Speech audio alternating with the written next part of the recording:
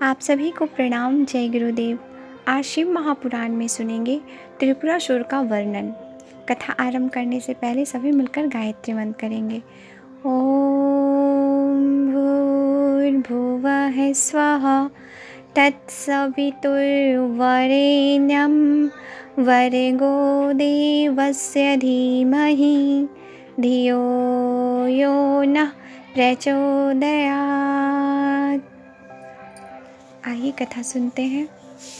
तारकासुर के वध के उपरांत उसके तीनों पुत्र, जिनके नाम विदुन्माली, तारकाक्षु और कमलाक्ष थे, पृथ्वी पर तपस्या करने लगे।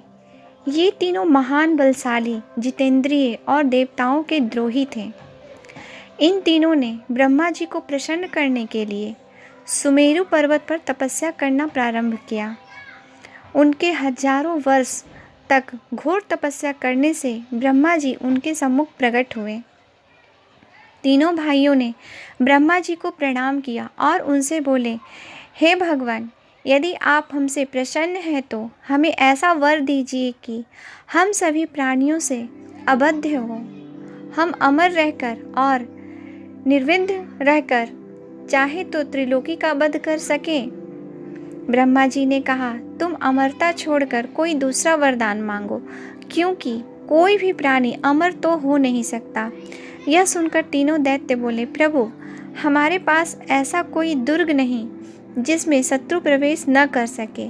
हमें ऐसे 3 पुरों का निर्माण करा दीजिए जिसमें धन संपत्ति के सभी सुखदायक साधन उपस्थित हो तथा उन्हें देव या दानव कोई तोड़ न सके तथा अजय हो। तारकाक्ष ने स्वर्ण का, कमलाक्ष ने चांदी का और विदुन्माली ने लोहे के पुरों के निर्माण की प्रार्थना की। ब्रह्मा जी ने कहा, तुम्हारी इच्छा पूर्ण हो जाएगी तथा शिव जी के अतिरिक्त तुम किसी के हाथों से नहीं मारे जा सकोगे।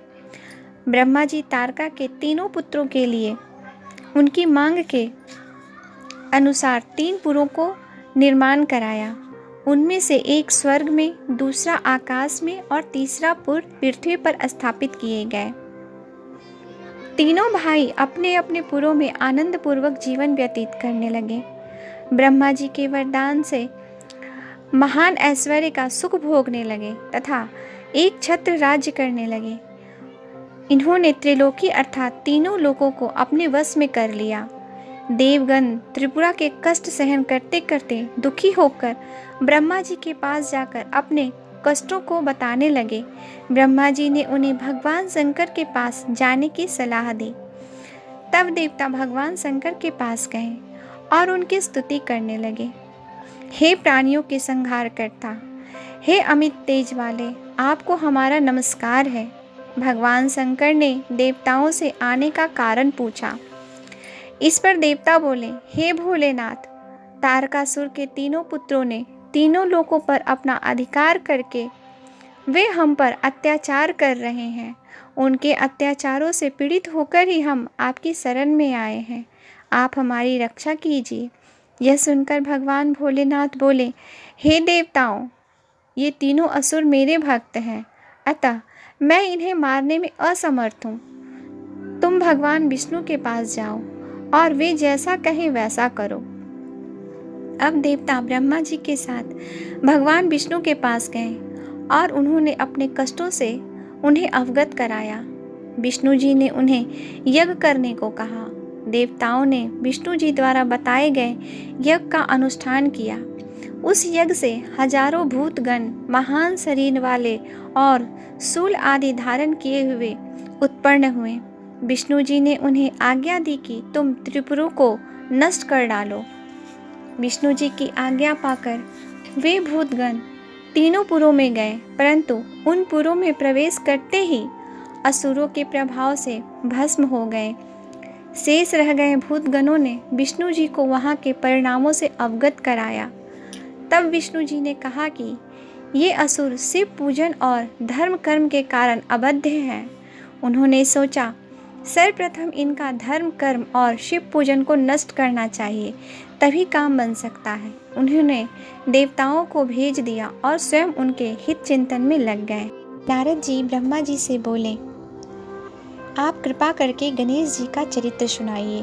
एक बार पार्वती की सखियां जया विजया ने कहा, हे माते, शंकर भगवान के तो असंख्य गण हैं, परंतु उन पर हमारा कोई अधिकार नहीं चलता, अतः हमारे भी कुछ गण होने चाहिए, आप उनकी रचना कीजिए। एक दिन पार्वती स्नान कर रही थीं। द्वार पर नंदेश्वर बैठे थे। उसी समय शिव जी घर के अंदर आ गए। इससे पार्वती जी को बड़ी लज्जा महसूस हुई। पार्वती जी को सखी की कही हुई बात स्मरण हो आई कि अपने भी गण होने चाहिए। इस पर वे स्नान करते हुए शरीर के उपटन से एक सुंदर पुरुष बनाने लगी। जब पुरुष बन गया तो उसे वस्त्र पहनाकर द्वार पर बिठा दिया और उससे कहा कि मेरी आज्ञा के बिना कोई अंदर न आए, तथा उसे कहा कि तुम मेरे पुत्र हो। उसका नाम गणेश रख दिया। जब गणेश द्वार पर बैठे थे तो शिवजी अंदर जाने लगे। इस पर गणेश जी ने शिवजी को अंदर जाने से रोक दिया। उन्होंने कहा कि माता जी स्नान कर रही हैं, उनकी आज्ञा है कि कोई भी अंदर न आने पाए। इससे भगवान शंकर क्रोधित हो गए। शिवजी के गण वहाँ गणेश जी को हटाने आए। गणेश जी ने उन गणों से निर्भय होकर कहा, मेरा विरोध करना अच्छा नहीं है, तुम सब यहाँ से भाग जाओ। गणों ने कहा, हम सब शिवजी के गण हैं। इस पर गणेश जी ने क्रोध होकर कहा कि तुम शिवजी के गण हो तो मैं माता पार्वती का गण हूँ। शिवजी के गण निराश होकर लौट गए, परंतु शिवजी ने अपने गणों को पुनः यह कहकर भेजा कि द्वार पर कोई भी हो उसे वहाँ से हटा दिया जाए। परंतु इस बार भी गणेश जी ने उन्हें नहीं अंदर जाने दिया। पार्वती जी ने बाहर शोर को सुनकर उन्होंने अपनी सहेली को भेजा कि क्या मामला है। इस पर सखी ने बाहर आकर मालूम किया और पार्वती जी को सारा वृत्तांत कह सुनाया। इस पर पार्वती जी हंसने लगी और बोली, यह बात अच्छी हुई कि गणेश ने शंकर जी को रोक दिया, नहीं तो वे बिना किसी सूचना के चुपचाप अंदर चले आते हैं। शिव जी ने पुनः अपने गणों को आदेश दिया कि तुम उस गण से युद्ध करो, तथा इतना कहकर सांसारिक लीला करने वाले शिव जी चुप हो गए। शिव जी की आज्ञा से उनके गण निर्भय होकर गणेश जी से युद्ध करने आए। इधर गणेश जी भी लड़ाई के लिए तैयार थे। गणेश जी ने शिव गणों से कहा, आज तुम मुझ अकेले पार्वती पुत्र का पराक्रम देखो। शिव जी के अनेक गण गणेश से युद्ध करने लगे, परंतु वे गणेश जी का कुछ भी नहीं बिगाड़ सके। गणेश जी ने गणों को मार कर भगा दिया। देवताओं ने शिव जी के पास जाकर इस युद्ध का कारण पूछा। शिव जी ने उन्हें बताया कि घर के द्वार पर एक बड़ा शक्तिशाली बालक हाथ में लकड़ी लिए बैठा है, वह मुझे अंदर नहीं जाने दे रहा। यदि ब्रह्मा जी चाहे तो इस कलेश को दूर कर सकते हैं। ब्रह्मा जी को आते देखकर बालक गणेश क्रोध में भरकर उनकी ओर दौड़ा और उन्हें भी भगा दिया। तब ब्रह्मा जी ने बालक से कहा, क्षमा करो, मैं वृद्ध ब्रह्मा हूँ। ब्रह्मा जी की बात हो ही रही थी कि बालक गणेश ने परिध उठा लिया। यह देखकर ब्रह्मा जी डरकर वहाँ से चले गए।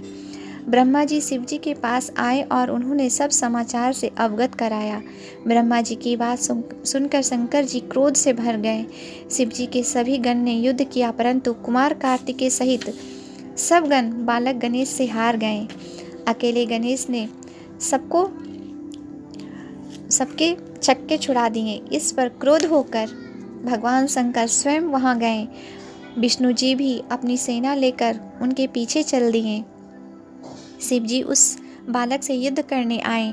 शिव जी उससे चिरकाल तक लड़ते रहे। गणेश ने माता पार्वती का ध्यान कर शिव जी पर शक्ति चलाई। इस पर क्रोध में भरकर शिव जी ने त्रिशूल से उस बालक का सिर काट दिया। इससे देवता निश्चिंत हो गए। नारद ने पार्वती को सारा वृत्तांत बताया और यह भी कहा, तुम अपना मान किसी भी प्रकार मत त्यागना। ऐसा कहकर क्लह प्रिय नारद अंतर्ध्यान हो गए। यह सुनकर पार्वती को महाक्रोध आया कि देवताओं और गणों ने मेरे पुत्र गणेश को मार दिया। उन्होंने निश्चय कर लिया कि मैं सबका नाश करके संसार में प्रलय मचा दूंगी। उन्होंने अपनी शक्ति से 1,00,000 शक्तियाँ उत्पन्न कर ली। उनसे पार्वती जी बोली, तुम सब जाकर देव सेना में प्रलय मचा डालो। जो भी तुम्हारा विरोध करे उसका भक्षण कर डालो, चाहे वो ऋषि हो, देवता हो या राक्षस हो। वे शक्तियाँ सेना में प्रवेश करके उनका भक्षण करने लगी। यह देखकर ब्रह्मा, विष्णु, महेश आदि निराश हो गए। वे कहने लगे, क्या देवी अकाल में ही प्रलय कर डालेगी? इस पर ऋषियों ने प्रार्थना की, हे अंबिके, तुम्हारे स्वामी भी यहाँ उपस्थित हैं, उनका तो ख्याल करो, क्षमा करो, प्रलय हुई जाती है। हे देवी, इन सब का अपराध क्षमा करने की कृपा करो। ऋषियों की प्रार्थना पर देवी चंडिका देवताओं से बोली, यदि आप सब लोग मेरे पुत्र गणेश को पूजनीय बनाओगे तो संहार रुक सकता है। भगवती की बात सुनकर सब देवता ने शिवजी से कहा कि हमें वही करना चाहिए जिससे सब लोगों का भला हो सके। तब शिवजी ने कहा, अच्छा, तुम सब उत्तर की दिशा में जाओ और जो सबसे पहले मिले उसका सिर काटकर गणेश के धड़ पर जोड़ दो, इससे यह जीवित हो जाएगा। यह सुनकर सब देवता उत्तर दिशा में चल दिए। उन्हें सबसे पहले एक दंत वाला हाथी मिला। वे उसका सिर काट कर ले आए, उसे गणेश जी के धड़ से जोड़ दिया। गणेश जी फिर से जीवित हो गए। शिव जी के पुत्र को जीवित देखकर सब देवता बड़े प्रसन्न हुए। तब सब उसी देवी पार्वती के पास ले गए। पार्वती उसे देखकर बहुत प्रसन्न हुई। आज के लिए यहीं तक। आप सभी को प्रणाम। जय गुरुदेव।